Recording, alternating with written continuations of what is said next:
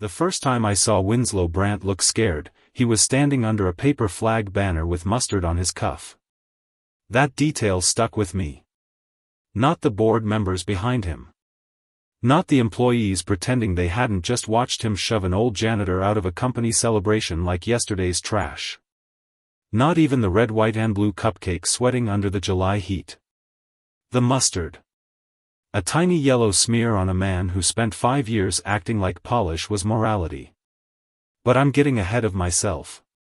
My name is Orson Pike, and for 29 years I was the facilities supervisor at Harrow Vale, a mid-sized logistics firm in Cincinnati with big company ambition and small company manners. Which means the executives smiled at you during holiday parties and forgot your name by Monday. I knew every floor of that building better than the people whose names were on the glass doors. I knew which conference room thermostat lied by 4 degrees. I knew which elevator groaned before inspection season. I knew the executive kitchen had a cabinet full of expensive coffee nobody drank because they liked the idea of taste more than taste itself. And I knew people. You learn a lot about folks when they think you're furniture. Winslow Brant became CEO 5 years before the 4th of July incident. He arrived in navy suits, brown shoes, and that tight little smile certain men wear when they're already disappointed in everyone. His first company-wide email said he believed in culture, accountability, and optics. Optics. Yeah. That word did a lot of work. Before Winslow, the 4th of July cookout was simple. Folding tables in the courtyard. Burgers, fruit trays, a radio playing too loud. Everybody came. Drivers, analysts, warehouse staff, clerks, cleaning crew. My wife, Nessa, used to bring peach cobbler in a dented aluminum pan. People lined up for it like it was medicine. After she passed, I kept coming alone. I smiled when people asked how I was doing. I said, hanging in there, because that's what men of a certain age say when the truth would make everybody uncomfortable. Winslow changed the cookout into a Founders Independence reception. Same hot dogs, worse chairs. Suddenly there were wristbands. Suddenly the courtyard had sections. Executives under the white tent. Department heads near the buffet. The rest of us along the brick wall where the sun hit hardest. I didn't complain. Complaining is expensive when your paycheck has to cover prescriptions. Winslow liked reminders of rank. He didn't shout. Shouting would have been too honest. He corrected you softly in front of others. Orson, let's not linger near the guest table. Orson, staff entrance is probably better for you. Orson, we're trying to maintain a certain presentation today. A certain presentation. I swallowed those words with my coffee for years. My ally in all this was Veda Lark, the night security lead. 43, sharp-eyed, always wore her badge clipped perfectly straight. Veda had raised 2 boys, buried 1 bad marriage, and could read a room faster than most executives read a spreadsheet. You keep letting him talk to you like that, she told me one night while we shared vending machine pretzels in the loading bay. I'm not letting him, I said. I'm storing it. She looked at me sideways. That sounds either wise or dangerous. Little bit of both. The thing about being underestimated is that people hand you keys without realizing it. Not literal keys. Though I had those too. I mean access. Patterns. Careless conversations. Documents left on copiers. Vendors grumbling while waiting by service elevators. Assistants whispering after long meetings.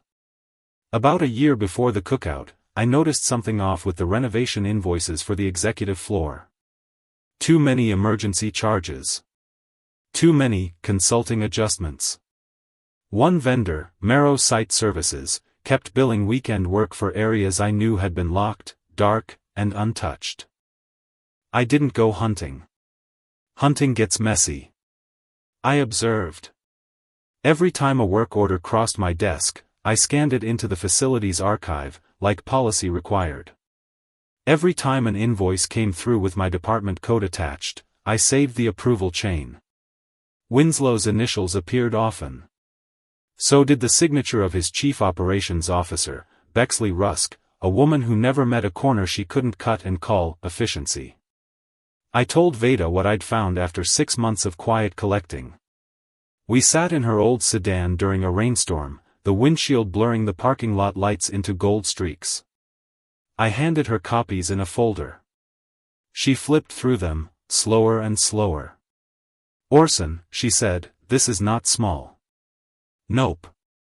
"You going to the board?" "Not yet." She stared at me. "Why not?" "Because right now, I'm an old janitor with papers. Later, I might be a witness with timing." Veda leaned back and gave a little laugh without joy. Nessa would have called that stubborn. Nessa married stubborn. I wasn't trying to ruin anyone. That's important. I wanted the company cleaned up. Actual cleaning, not the motivational poster kind. So I prepared. I made duplicates. I organized dates. I wrote a plain summary without drama. I kept it factual enough to bore a lawyer and clear enough to bother one. Then I waited for the mistake. People like Winslow always make one. Not because they're stupid. Because they confuse silence with surrender. On July 4th, the sky was bright enough to hurt. I came in early to help set up the courtyard. At 71, my knees had started negotiating every staircase, but I still moved steady. I laid tablecloths, checked extension cords, filled ice tubs, and lined up little flags in jars like Nessa used to do. At noon, employees began drifting outside. Laughter bounced off the brick. Somebody's kid spilled lemonade. The grill smoked. For a few minutes, it almost felt like the old days. Then Winslow arrived. White linen jacket. Sunglasses. That CEO walk where every step says, "Yes, I know you noticed." He spotted me near the dessert table, where I was placing Nessa's peach cobbler. I still brought it every year. Same recipe, same dented pan. His mouth tightened. "Orson," he said, smiling for the crowd, "what are we doing?" I looked at the pan. "Setting out dessert." He lowered his voice, but not enough. Men like him never lower it enough. They need witnesses. This reception is for employees and invited guests. I wiped my hands on a napkin. I'm an employee. A few people nearby went quiet. Winslow gave a small laugh. Of course. But today's optics are a little more client-facing. There it was again. Optics. He nodded toward the service entrance. "Why don't you and the rest of the support team take plates inside?" The rest of the support team. Like we were extension cords. I felt heat climb my neck, but my face stayed still. That took practice. Years of it. "My wife brought this cobbler here for 16 years, I said. His smile sharpened. "And I'm sure everyone appreciated that tradition. But we're moving in a more professional direction." That line landed harder than he meant it to. Professional direction. Away from Nessa. Away from people who fixed leaks at midnight. Away from anyone whose name wasn't printed on a lanyard. Veda stood by the courtyard gate, watching. I didn't look at her. If I had, I might have lost my calm. Winslow picked up the cobbler pan and held it like it might stain him. "Let's clear this off," he said to a young assistant. I put my hand on the edge of the pan. Quietly, I said, "Careful." He blinked. "Excuse me?" "It's heavy."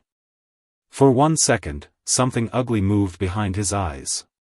Then he smiled bigger. "Orson, don't make this uncomfortable." Funny thing about that sentence. People usually say it after they've already made things uncomfortable. He pulled the pan away. The foil bent. Peach syrup slid over the side and onto his cuff. That's where the mustard came later, but this was the first stain. If you've ever watched somebody get disrespected just because people thought they were below them, go ahead and hit that like button. And subscribe, because this story? Yeah, it's only about to get worse for the people who caused it. Someone murmured, "Oh, man." Winslow's face changed. Not much. Just enough. "Security," he said. Veda didn't move. Winslow looked at her. "Ms. Lark. Escort Mr. Pike inside." The whole courtyard went still. Veda walked over slowly. Her voice was even.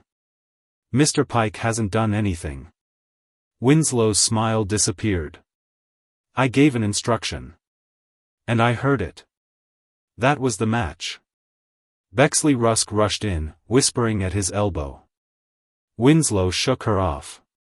He had an audience now, and men like Winslow would rather lose money than lose face. He pointed toward the doors. "Orson, you're done for the day. Actually, we'll discuss whether you're done permanently." I nodded. Not because I agreed. Because the waiting was over. I went inside with Veda beside me. We walked through the cool hallway, past framed photos of founders who probably never imagined their company would one day tremble over a cobbler pan. In the security office, Veda shut the door. "You okay?" she asked. "No." She nodded. "Good. I'd be worried if you were." I opened my locker and took out the folder. Her eyes narrowed. "Today? Today." The board chair, Maribel Quince, was not my friend. She was a retired banker with silver hair, calm hands, and the terrifying patience of someone who enjoyed audits. But she had once thanked me by name when I found her lost wedding ring under a restroom sink.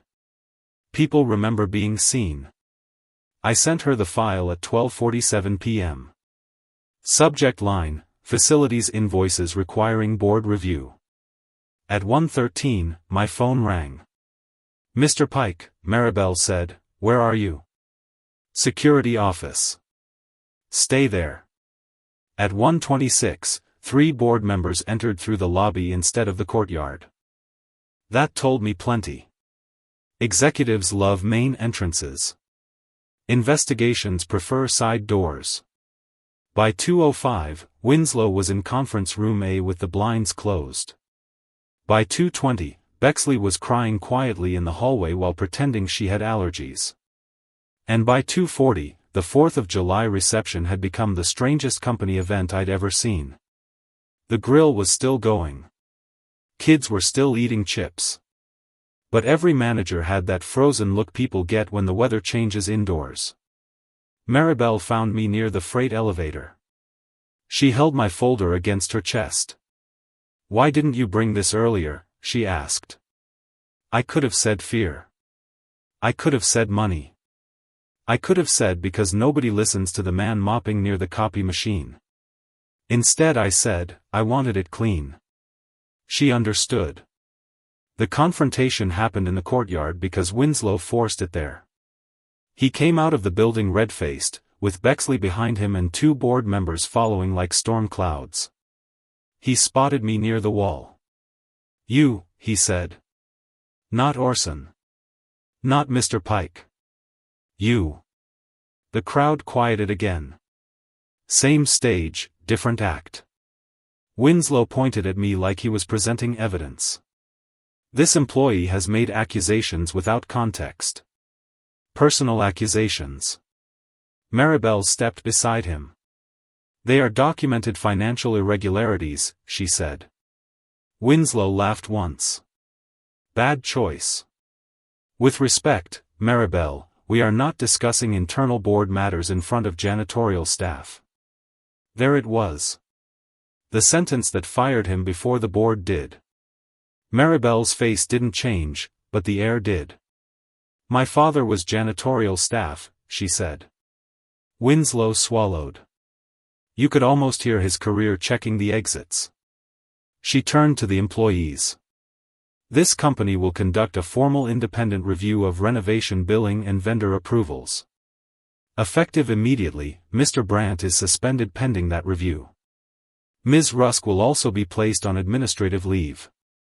No shouting. No theatrics. Just structure. That's the thing powerful people fear most when they've been sloppy: structure.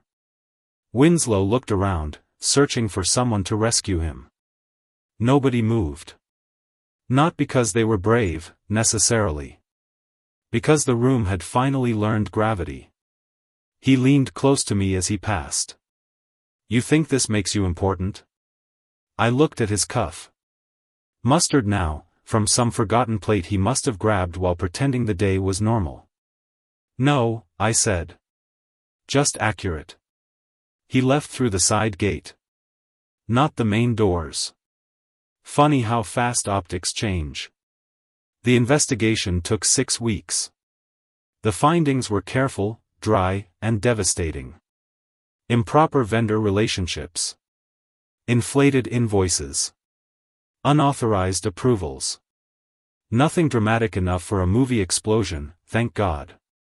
Just the everyday arrogance of people who believed nobody beneath them kept records. Winslow was removed by unanimous board vote. Bexley resigned. Marrow Site Services lost its contract. Policies changed. Approval chains tightened. The executive floor renovation was paused, which secretly pleased everyone because the new chairs looked like punishment. As for me, I expected awkwardness. I got plenty.